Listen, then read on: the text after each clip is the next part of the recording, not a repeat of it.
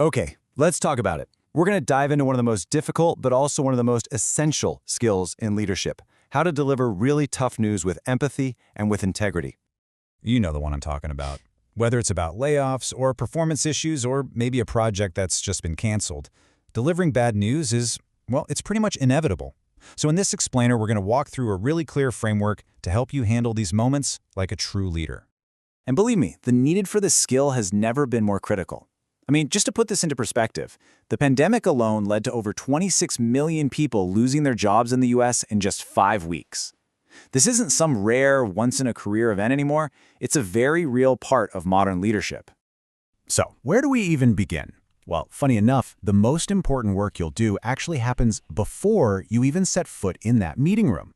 Let's break down this first and honestly most crucial phase: preparation. Okay, first things first, you have to get ahead of the curve and anticipate every single question they might have. Why was this decision made? Seriously, how was it reached? Who was involved?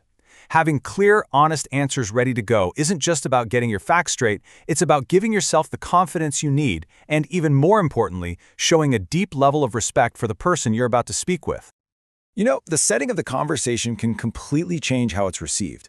Finding a private space and doing it face-to-face, or at least on a video call, sends a clear message of respect. On the flip side, delaying the inevitable, that just creates anxiety and lets the rumor mill run wild, which, trust me, helps absolutely no one. All right, let's move into the conversation itself. This is where your delivery can make all the difference and where empathy stops being just a buzzword and becomes a real concrete action. This one sentence right here, this is the absolute heart of the matter. Look, the facts of the decision, those are set in stone. But your approach, your tone, your language, your body language, that can fundamentally change how the employee experiences this incredibly difficult moment. And this is such a critical distinction to make. Being direct is not the same thing as being cold. You can be crystal clear and still be compassionate. So for instance, instead of saying something vague like, "we might be restructuring," you could say, "I have some difficult news to share about your role." Don't give in to that temptation to sugarcoat things, it just creates confusion. The real key is to deliver the news and then immediately, and I mean immediately, shift your focus to listening. This brings us to a super important psychological point. People are way more likely to accept a tough decision, even when they don't like, if they believe the process behind it was fair and transparent. This idea of fair process is a huge cornerstone of psychological safety in the workplace. So you want to avoid vague talk about the economy and instead focus on the specific business reasons that led to this particular outcome. Theory is great and all, but what does this actually look like in the real world? Let's take a look at an actual company that had to handle a massive layoff, but did it with remarkable grace and transparency. So, picture this. It's the height of the pandemic, and the travel industry is getting hammered.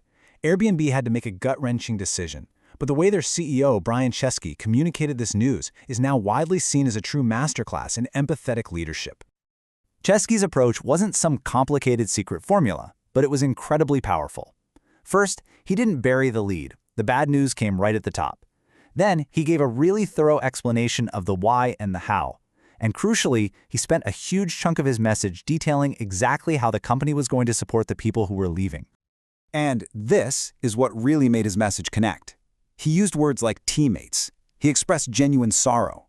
He didn't hide behind cold corporate speak. It felt human.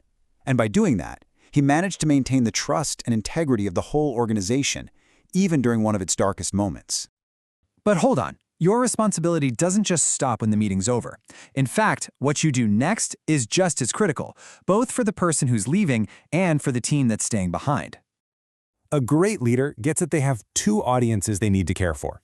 For the employee who's departing, you need to offer tangible, real support. References, connections from your network, reminders about mental health resources. And for the remaining team, you have to address their anxiety and uncertainty head-on. Don't just pretend that everything is back to normal. And to do this well, you've got to create ways for people to give feedback. Things like anonymous surveys can help you get a real pulse on how the team is feeling. Discussion forums or Q&A blogs allow you to address concerns transparently and stop rumors before they even start. The goal here is just to keep the conversation going.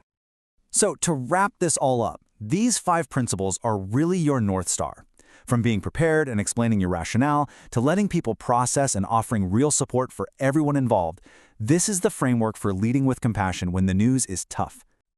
At the end of the day, people might not remember the exact words you said, but they will always remember how you made them feel. And in these defining moments, the empathy and respect you show, that's what truly shapes your legacy as a leader.